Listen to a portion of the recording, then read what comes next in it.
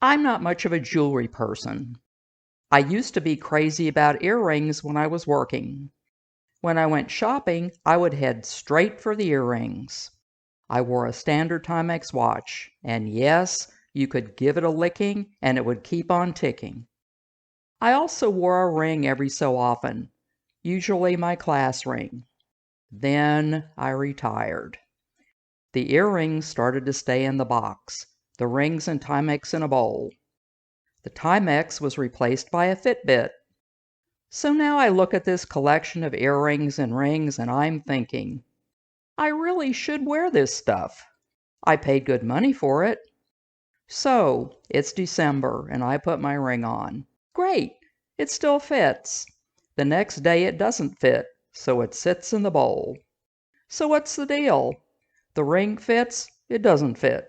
Well, in case you haven't figured it out, and I know you have because you have fingers too, your fingers change size.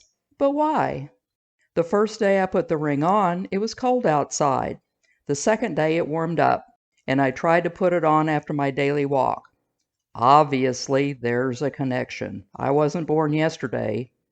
I decided to investigate this mysterious change in finger size, so you don't have to. It turns out that your fingers don't just change in size because one day it's cold and the next day it's warm, but for a variety of reasons.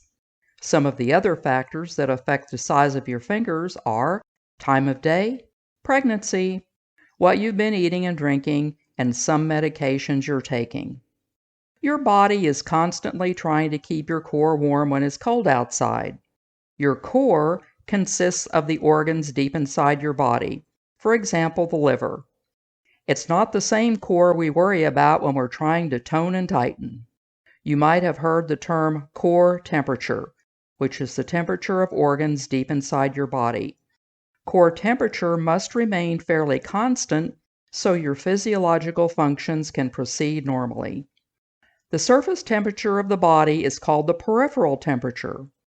This temperature varies as it tries to regulate your core temperature. Peripheral temperature responds to changes in the environment. This is where those expanding and contracting digits come in. When your body gets cold, blood vessels in your hands and feet constrict, forcing blood from the surface of your body to the organs in your core to keep you alive. This means there's less blood in your extremities, causing your fingers to shrink.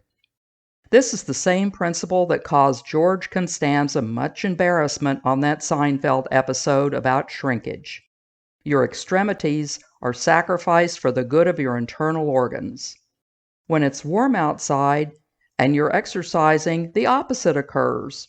Your body needs to get rid of excess heat, so blood vessels in your extremities expand, which lets body heat get to the surface of the skin where it can be eliminated by sweating, thus cooling you off. This blood flow to the surface of the skin causes your fingers to swell. During pregnancy, the body produces more blood, which is to be expected, since a brand new human is growing in there. About a quarter of the water gained during pregnancy is water weight. This excess fluid is absorbed by the tissues, causing your fingers to swell. Remember what happened to you when you ate all those chips and queso? You ended up thirsty with puffy fingers. The salt in the chips causes water retention, causing your fingers to swell. But salt isn't the biggest culprit causing water retention in your diet. Consuming sugar is actually more likely to cause fluid retention than salt in your diet. All carbohydrates cause fluid retention, and sugar is a carbohydrate. When you consume sugar, the sugar spike in the blood causes the pancreas to release insulin. If you're a sugar junkie, the pancreas will constantly release insulin and you'll end up with consistently high levels of insulin in your blood. High insulin levels cause the kidneys to retain sodium and thus fluids. This is the reason that type 2 diabetics also have high blood pressure. High levels of insulin from overconsumption of sugar causes water retention, driving up blood pressure.